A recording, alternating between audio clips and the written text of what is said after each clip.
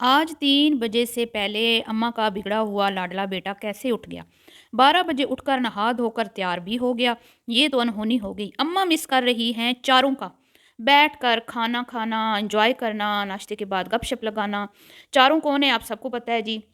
जो 4 लोग थे घर में, 5वें बंदे का ज़िक्र बिल्कुल भी नहीं किया गया और 5वां बंदा जो है वो गहरी नींद सो रहा है। उसको कोई परवाह नहीं है। वही बात भई आग लगी बस्ती में, ईमान हमारी अपनी ब मस्ती में। तो ये चल रहा है, इस पे बात करेंगे। उसके बाद बात करेंगे ये हाज़िरियाँ क्यों लग रही हैं, ठीक है? उसके बाद बात करेंगे कि कंटेंट में एकदम से तब्दीली कैसे आ गई? एकदम से फड़कें जो हैं उनमें कमी क्यों आ गई? अब्बा के जो गर्दन दबोची जाती थी, मुँह मरोड़ा जाता था, चुटकियाँ भरी जाती थीं, कान खींचे जाते थे। आजकल वो झुक के तो घुटनों को हाथ लगाया जा रहा है। ये बड़ी-बड़ी तब्दीलियाँ भट्टी साहब में कैसे नमूदार हो गईं एकदम से। कौन दुश्मन है, कौन दोस्त है, भट्टी साहब बिल्कुल भी इस चीज़ को पहचान नहीं रहे। जिनको वो दोस्त समझते हैं, क्या वो उनके दोस्त हैं? और जो जिन उनको लगता है जो उनके दुश्मन है, क्या वो सच में उनके दुश्मन हैं? इस पे भी बात करेंगे। और बात करेंगे जी कि वही कि एकदम से बढ़ के फड़कों का कंटेंट जो है वो फ़िलहाल तक जो है वो स्टॉप कर दिया गया है और आजकल फ़ोकस जो है भट्टी साहब का वो है गरीब गुरबा की खिदमत करने का। तो मुसलसल आवाम को इमोशनल करने के लिए कुछ इस तरह की वीडियोज़ बनाई जा रही हैं। इसके पीछे क्या रीज़न है, ये सारी आज की वीडियो में बातें डिस्कस होने वाली हैं। तो वीडियो को आपने स्किप नहीं करना, चैनल को करना है सब्सक्राइब, वीडियो को करना है लाइक और शेयर।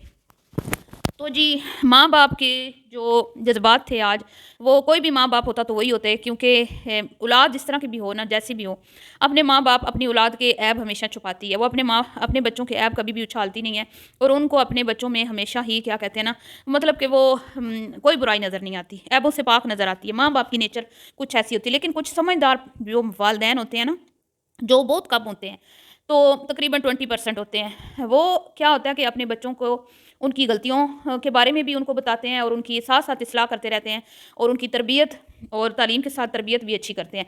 कुछ लोग हैं वो तरबियत पे ध्यान देते हैं, कुछ सिर्फ़ तालीम पे, ये भी ठीक नहीं है, ठीक है? तो ये मामलात हैं और यहाँ भट्टी साहब की तो ना तालीम है, ना ही तरबियत नज़र आती है। हालाँकि अम्मा जी कहती हैं कि भई मैंने बड़ी कोशिश की कि ये बच्चा अच्छा बने, सुधर जाए, लेकिन भट्टी साहब जो है ना वो बस फिर क्या ही बताएँ हम, शायद वो अपनी मनमानी करते हैं या फिर वो अपनी अम्मी की तरह शरारती हैं क्योंकि आंटी जी भी अच्छी खासी जो है ना वो आपको पता ही है ड्रामा क्वीन है। तो ये मामलात हैं। आज सूरज पता नहीं कहाँ से तुलू हुआ, आज अलग सी वीडियो देखने को मिली, तो आज बड़ा मज़ा आने वाला है आपको। आज का रिव्यू आपको बहुत अच्छा लगेगा, वीडियो को आपने स्किप नहीं करना, चैनल को करना है सब्सक्राइब, वीडियो को करना है लाइक और शेयर। अस्सलाम वालेकुम, कैसे हैं आप सब? उम्मीद है कि सब ठीक होंगे और अपनी फैमिलीज़ के साथ सेफ होंगे। अल्हम्दुलिल्लाह मैं भी बिल्कुल ठीक हूँ। तो आप सबकी दुआओं और सपोर्ट का शुक्रिया। तो आज पता नहीं जी सूरज कहाँ से निकला। ना, ना, ना, ना, सूरज तो हमेशा से ही जहाँ से निकलना होता है, ठीक है, वहीं से निकला, जो अल्लाह रब्बुल इज़्ज़त की ज़ात ने मुकर्रर की हुई है हर चीज़ उसी के मुताबिक। और शायद आज लाहौर में सूरज पता नहीं निकला भी था या नहीं, क्योंकि मैंने सुना है कि पाकिस्तान में बहुत ज़्यादा ठंड पड़ रही है, यहाँ तो बहुत गर्मी है। तो ये मामलात हैं जी। आज उठे हैं जनाब आली और आज जल्दी-जल्दी फ्रेश हो गए हैं नहा धो के, और फ़ौज जो है, जो बड़े इनकी हमदर्द बनते हैं कुछ लोग, जिनकी वजह से ही आजकल ये बड़ी-बड़ी आज़माइशों में गिरफ़्तार हैं और इनको लगता है कि वो मेरे खैर ख़्वाह हैं, ठीक है? तो वो इनके मुंतज़िर थे, दरवाज़े पे फ़ौज खड़ी थी और फ़ौज जो है वो अपनी गाड़ी में बिठा के बड़े प्रोटोकॉल के साथ, क्योंकि उन्होंने फ्यूचर में इस बंदे को कैश करना है, क्योंकि इस बंदे की बहुत ज़्यादा फ़ैन फ़ॉलोइंग है। जिस तरह डकी इसको कैश करने की कोशिश कर रहा था ना, और नदीम नानी वाला, तो ये तो बेचारा बीच में आम ही रगड़ा गया, भोला है ना, तालीम की कमी है, तरबियत की कमी है, समझ नहीं आई। तो अवाम ने धो डाला, तो अब रोता है बैठ के कि भई ये क्या हो रहा है मेरे साथ।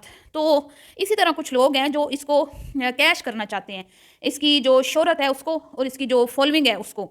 इसलिए वो 24 घंटे वो जिस तरह शहद की मक्खी चिपकी रहती है शहद पे, इस तरह वो चिपके रहते हैं इसके साथ, जैसे इसके ऊपर कोई मीठा लगा हुआ हो। तो वो जैसे शक्कर पे शहद की मक्खियाँ आती हैं, वैसे वो इसके इर्द-गिर्द मंडलाते रहते हैं।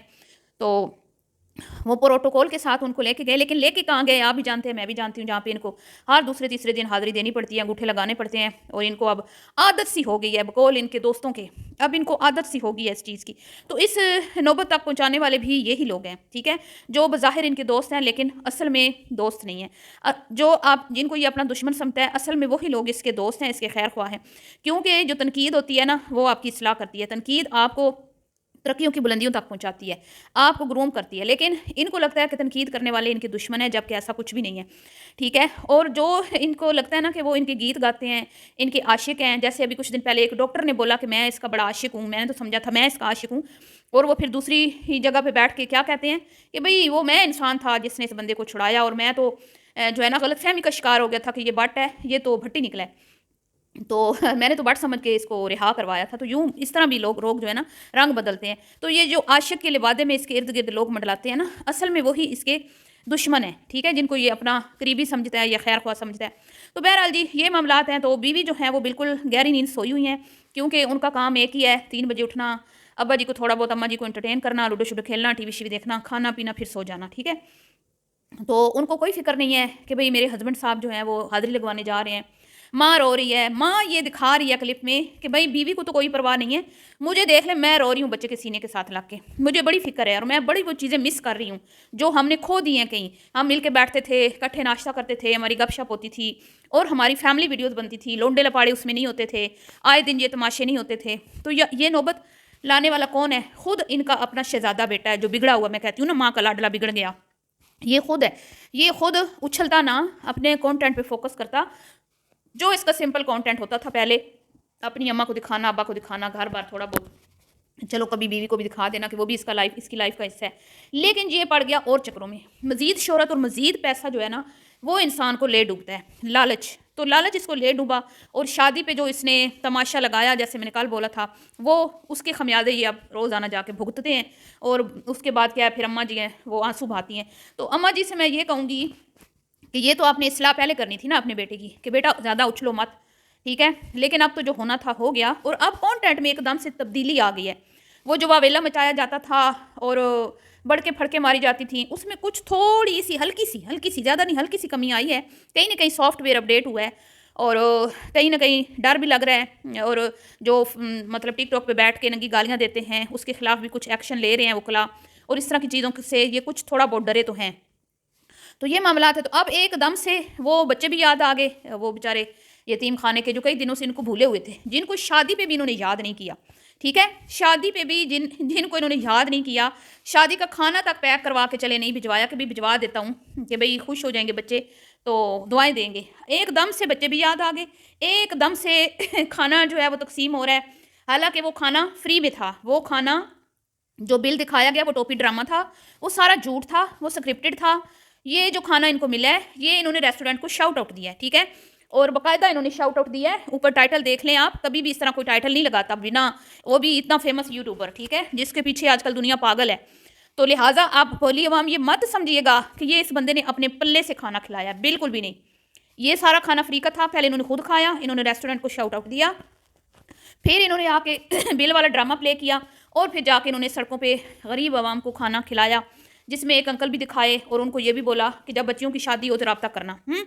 तो ये एकदम से आवाम को इमोशनली ब्लैकमेल करने का एक नया भट्टी साहब ने जो है ना तरीका, इनको पहले से पता है।